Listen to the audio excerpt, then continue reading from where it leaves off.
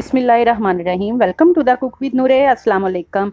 आज मैं इमली खजूर आलू बुखारे की चटनी बनाना सिखा रही हूँ, जो कि समोसों के साथ, कचौरियों के साथ, चाट में, सब चीज़ों में बहुत ज़बरदस्त लगती है।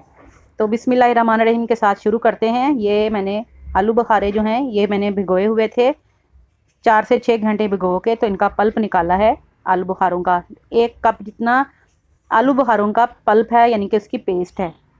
और इसके साथ साथ हमने 2 कप जो है इमली का पल्प इसमें शामिल करना है। इमली जो है वो तकरीबन मैंने इसमें 250 ग्राम ली है, 1 पाव इमली।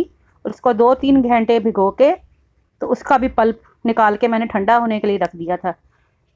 तो ये मैंने 2 कप इमली का पल्प, 1 कप जो है हमने आलू बुखारे का पल्प डाल के, तो इसको पकने रख दिया है।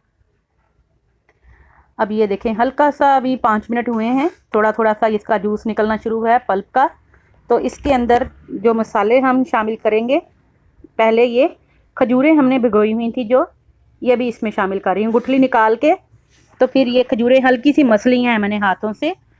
20 से 25 खजूरें थी, यानी कि 1 कप जो है खजूरों का पल्प है। तो ये भी हमने इसमें डाल दिया है अच्छी तरह से। अब इसमें हम कुटा हुआ भुना हुआ ज़ीरा डाल रहे हैं 2 टेबल स्पून।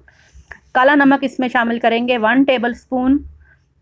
चाट मसाला इसमें जाएगा 1 बड़ा चम्मच। और गरम मसाला 1 टीस्पून डालेंगे। गरम मसाला स्किप भी कर सकते हैं अगर आप नहीं पसंद करते। तो तमाम चीज़ें जो हैं स्टेप बाय स्टेप इसमें डालेंगे। अभी ज़ीरा और हमने ब्लैक सॉल्ट और थोड़ा सा गरम मसाला डाला है, और इसको अच्छी तरह से मिक्स कर लेंगे।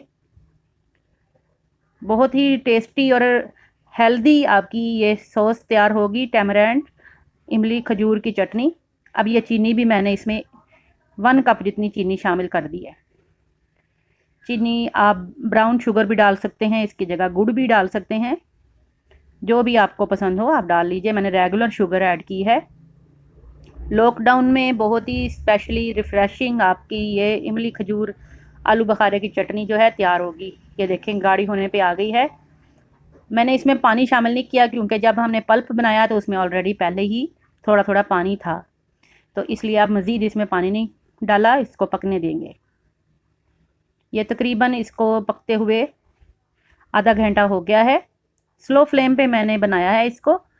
अब मैं इसमें चाट मसाला शामिल कर रही हूँ। चाट मसाला आप अपने टेस्ट के साथ डाल सकते हैं, कुटी हुई लाल मिर्च भी डाल सकते हैं। तो अब इसको थोड़ा सा पका के, तो फिर इसको ग्राइंड कर लेंगे। छान लीजिए या ग्राइंड कर लीजिए, जिस तरह भी आपको मुनासिब लगता है। मैं इसको डायरेक्ट ही ग्राइंड करूँगी। अब ये मेरे पास हैंड बीटर था, हैंड ब्लेंडर था, इससे मैं इसको झटपट इसको अच्छी तरह से ब्लेंड कर रही हूँ। सारी इसकी स्मूथ पेस्ट बन जाएगी। बहुत ही मज़े की ये समोसों के साथ, पकौड़ों के साथ, चाट वगैरह, कचौरियों, हर तरह के दही भल्लों के साथ भी ये चटनी जो है ये बहुत ही मज़े की लगती है। तो इसको आज ही बना के रख लीजिए, बहुत ही फ़ायदा है इसका। पूरे रमज़ान में इंशाल्लाह ताला आपके काम आएगी, और 2 महीने 3 महीने फ्रिज में भी रखें इंशाल्लाह ख़राब नहीं होती।